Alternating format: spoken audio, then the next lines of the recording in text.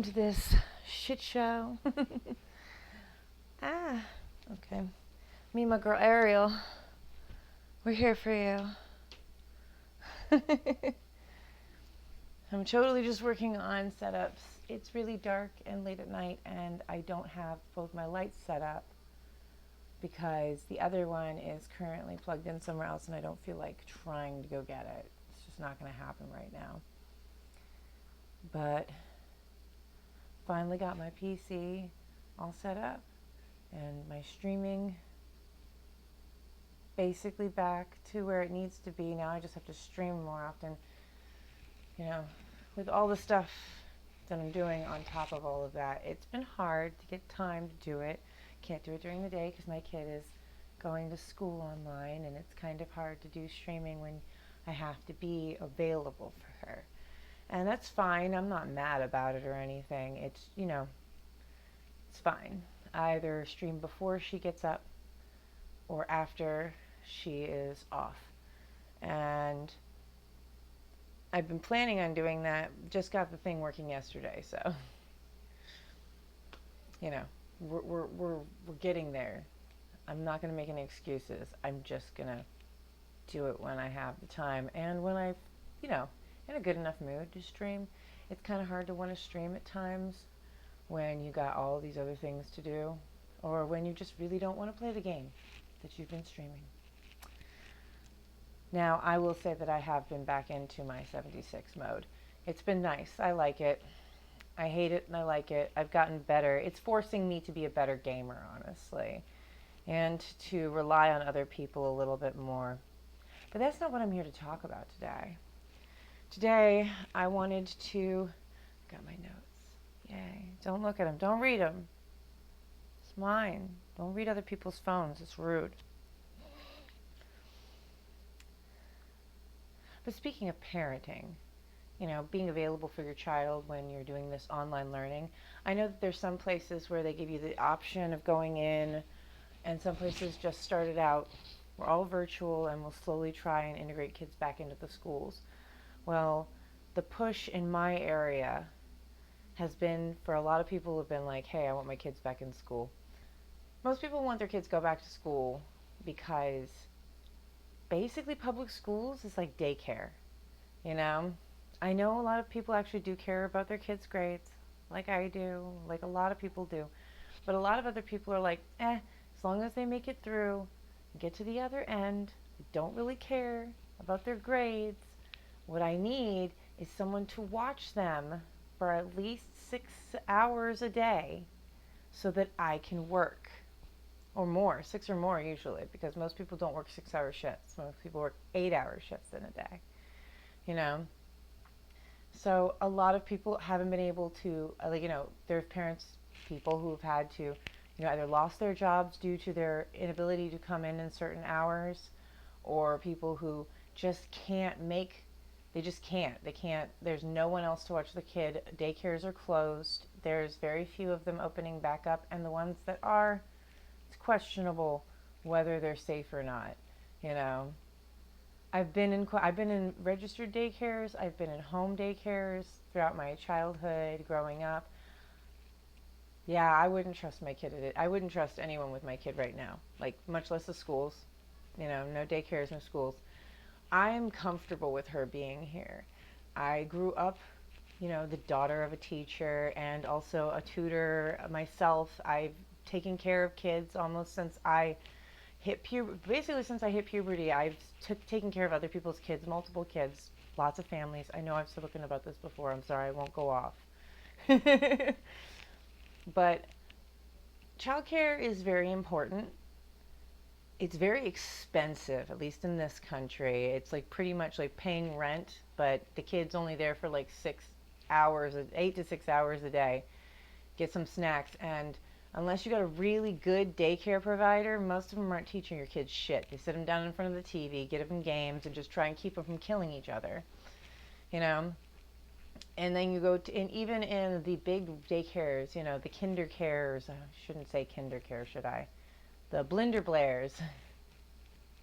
I'll just bleep kinder care, it's fine. Y'all know what I'm talking about. I went to those as well.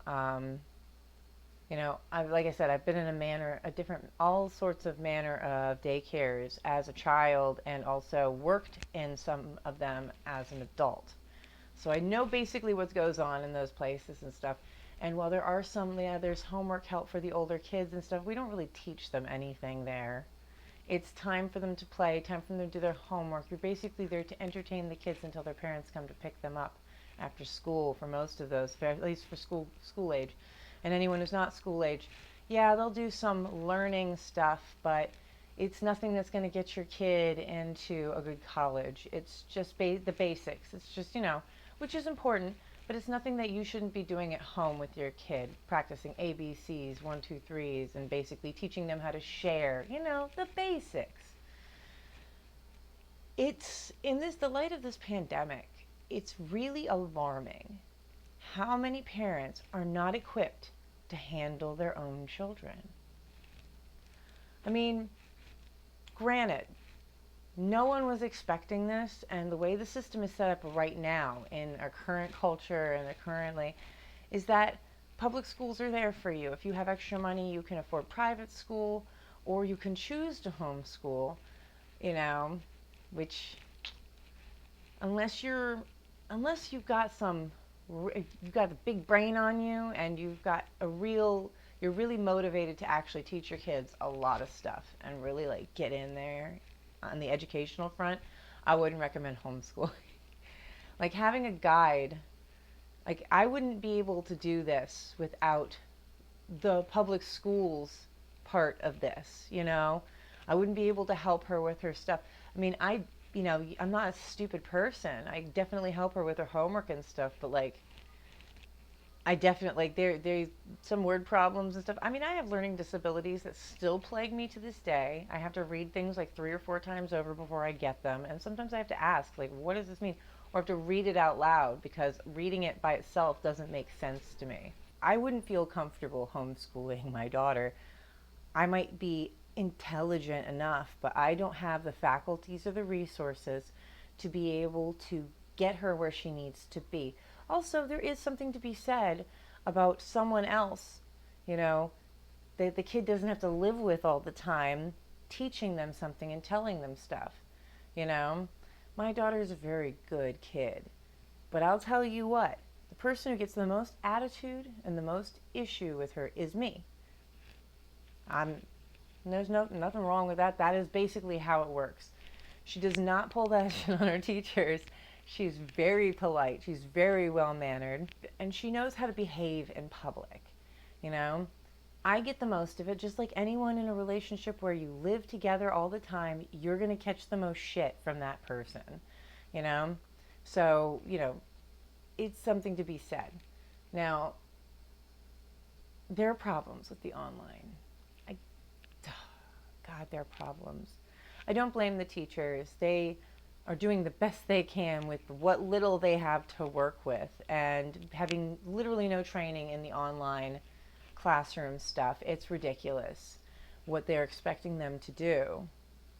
And with very, very few outlets in terms of if there's technical issues, we got one guy for like a good chunk of the schools of the county who's like the real expert. I know there's like other, we got the lessers, his peons, and other people for tech support and stuff, but they don't work directly for the school system. We've got one tech guy. Same thing happened for another county close to us, and that's the richer county. One guy for like 18 or 20, like something around there, schools. That's a lot. And there's everyone having problems at the same time, and this guy's got to help them. So I don't blame him either. It's not his fault.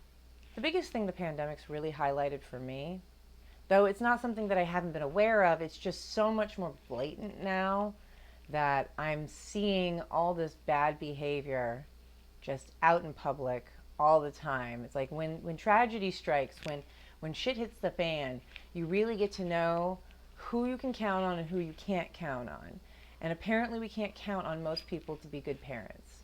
They can't handle their kids online. I've seen children in class laying on their beds, putting makeup on in the camera, Just absolutely like everyone trying to be like, oh, look at me, I'm on a camera, I'm a YouTuber.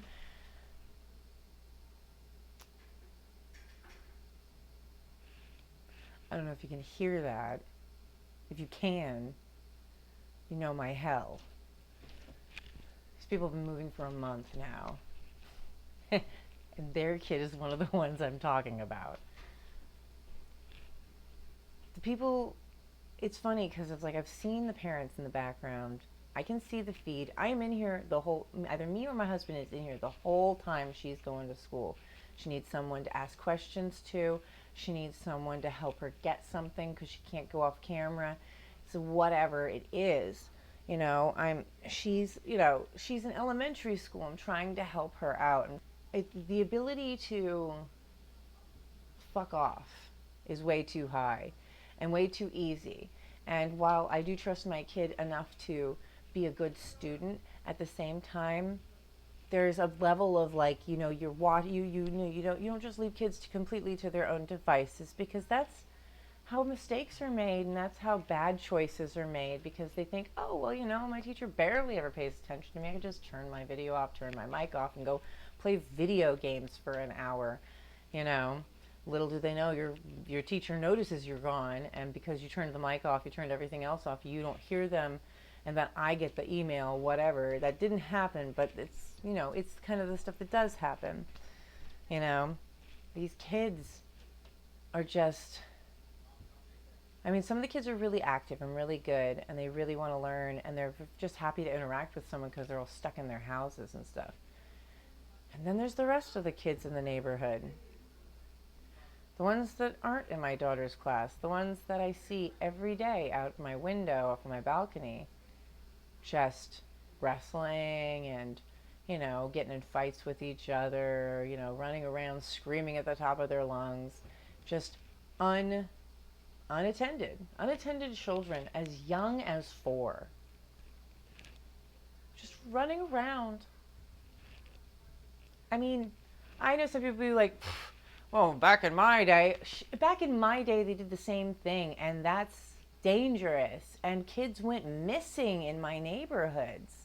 I don't think that the 8, 9, and 10-year-olds necessarily need to be like completely corralled all the time. It doesn't need to have a parent watching over their shoulder. What are you doing? What are you doing? No, we would give our daughter, when we let her go out and play with her friends without us, we would be like, who are you playing with? Where are you going? Stay in that area. Come back to us within this amount of time. Or whose house are you going to? When are you going there? And if you go anywhere else, you have to call from their house. Call us. She had to memorize the number, memorize the address.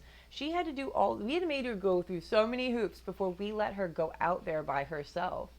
And that was only for like a half hour to an hour. 2 hours tops. I wanted her to come back and check in on the hour usually. And it's like, and she was never far enough away. Sometimes I said, you got to play down where I can see you out the window at any point, and leave the window open and I could hear her.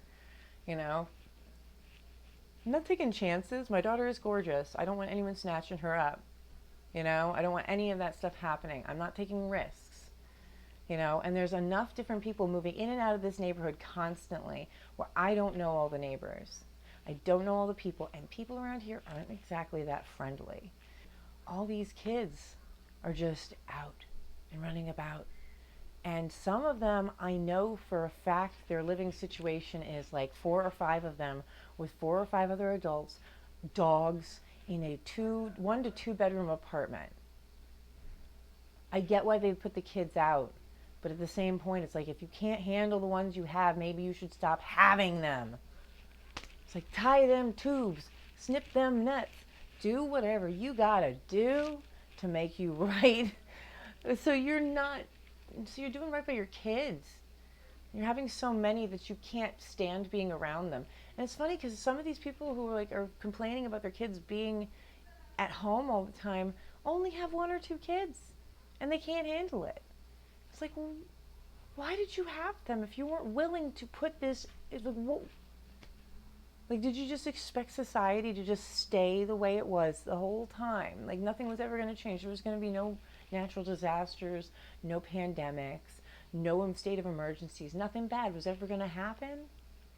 And the sad thing is, I know some of these people know damn well that's not the case. You know, they come from fucking places that are far worse than here. And, you know, it's just like, you know, life can turn on a dime and bad things can happen. You have to be prepared to deal with your kids. It's like leaning too hard on the system and expecting the system to pick you up when you fall is not smart. I mean, yes, of course, it'd be nice if we had a system that actually picked us up when we fell, but we don't. I don't know why this myth of that, like, the government's just going to fix everything ever existed. When has it ever done that?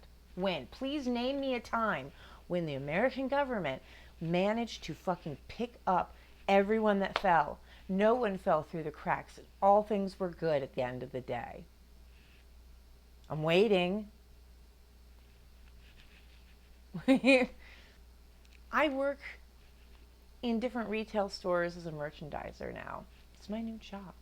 So I walk around and I make things look nice and I make sure the shelves are stocked. And I can't tell you how many kids that are school aged, no doubt in my mind they're school aged, in the store when I know for a fact in this area they're supposed to be in school. It's like you just pulled your kid out of school completely and you're taking them to a Walmart or a Target? What is wrong with you? Some kids I've seen visibly sick, coughing and sneezing and crying because they didn't want to be at the store, just on everything, rubbing their nose and stuff, touching everything. It's like, keep your kid at home. Well, I need to go shopping.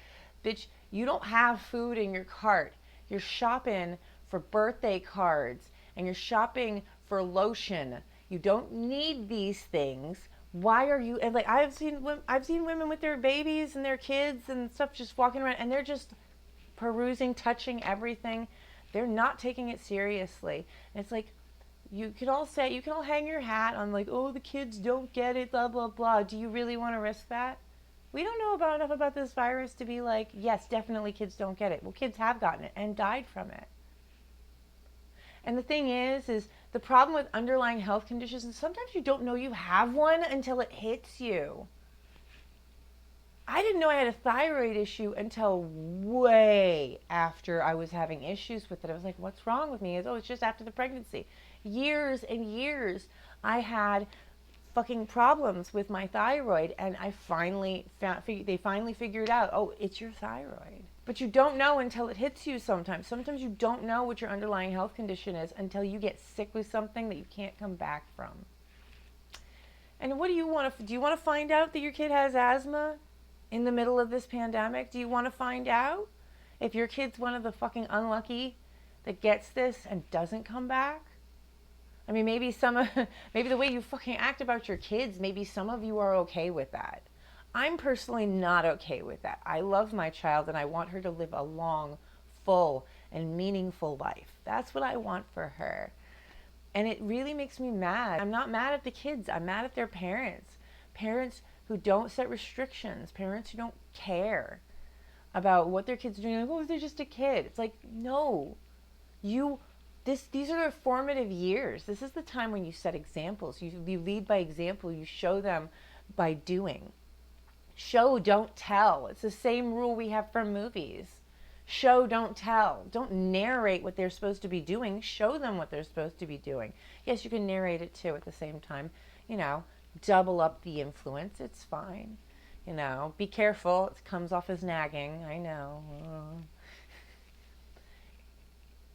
Now, I have seen really good parents at this point. And the sad thing is like there's few and far between. Like there's a really nice couple that have some kids down the street. I can see them from the balcony. And the dad goes out and plays with all the kids, even the kids that don't have parents that care about them, clearly. And he's always great about watching out for them and keeping them safe. I saw the mom. She's really nice. And she's so calm and like kind to these other kids. And some of them are like fist fighting at points. And she's just like so calm and so nice to them. And they all adore her. And I can see why. She's awesome, and her kids adore her and love her. For as much as they can act up and be kids at points, they all fall in line when their parents come out because their parents show them so much love and respect. It warms my freaking heart. And I love seeing parents like that. I need more of you in the world, because even though you can be like, well, it doesn't affect your kid, it does. It really does. Because parents who are unkind, dismissive, and nasty to their kids are also unkind, dismissive, and nasty to other people's kids. These are the kids my child befriends. And they can't go over, and she has to stop being their friends because I don't trust their parents enough to let her go over. You can say I'm a jerk for doing that, but I'm sorry. I'm not going to risk my kids' safety with parents who allow their children to do dangerous things, who are unrestricted, and kids that are completely left to their own devices, and that they only start disciplining them once the kids start becoming a pain in their ass. I love seeing it. The parents who are like, there's this, the cutoff age is around 8, all right? Before 8, a lot of parents seem to think, oh, whatever, they're just being kids, they're just being kids. It happens more with boys than with girls because we have a standard in the society where girls have to be nice and sweet. Although, on that end, they encourage girls to be catty, manipulative, and snarky. And they're like, oh, isn't it cute? She just told her off. It's like, you need to talk to your child. You don't need to be encouraging mean girl behavior at the age of 6. What the hell is wrong with you? I don't know if there's a conclusion here. All I know is that I'm getting really, really annoyed seeing how badly some parents are handling this challenge. And I say to you, if you were not prepared to go through hell or high water for your children, then you shouldn't have had them. I know, maybe that's too insensitive. Maybe it's a little mean. I don't know.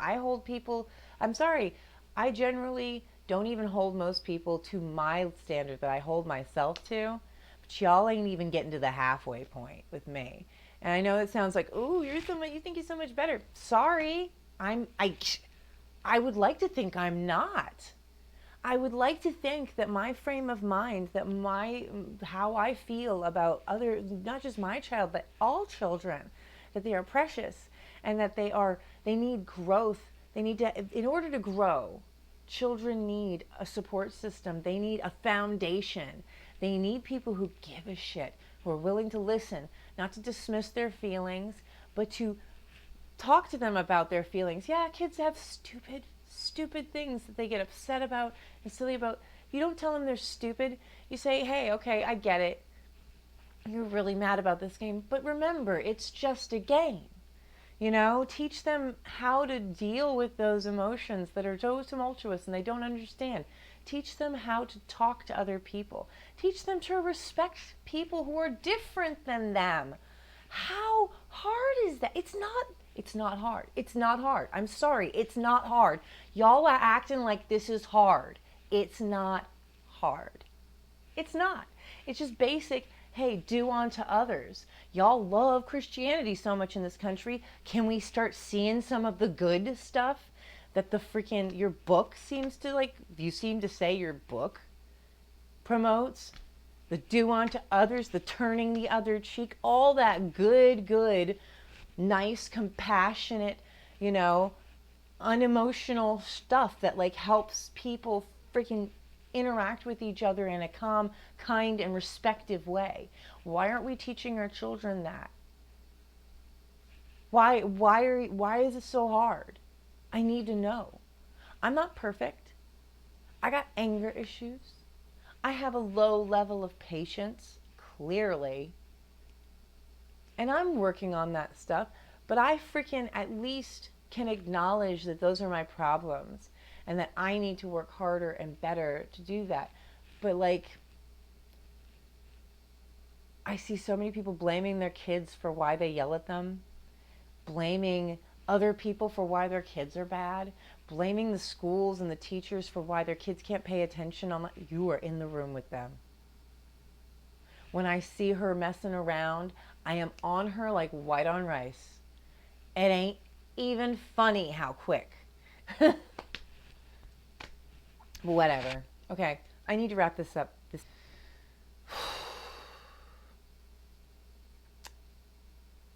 I know this is really ranty, but I had to get something out. I had to get it off my chest. Because I've been dealing with so many parents that just seem to not understand that their children are people and treat them like they're handbags or dogs, or worse, like they're not, like their feelings and what they're doing, like they're acting like what they're doing isn't going to matter in the long run, and it totally does. It really does. It's disgusting. People, try and be good to your kids if you have any, and if you don't, seriously consider all the things I talked about before you have them. Making a well-informed decision before you decide to have children is good, and don't let anyone try and bully you into having kids young. It's honestly good to get like your youth out of the way and be like a little bit more stable, at least emotionally and mentally, before you bring a crazy little bundle of emotions that you have to guide through this world. So, love, love, love. Bye, bye, bye.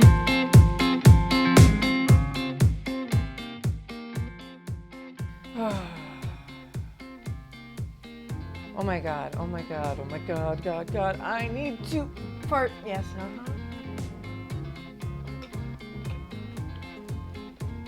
Oh, look at that. Don't mistake this cup for fandom.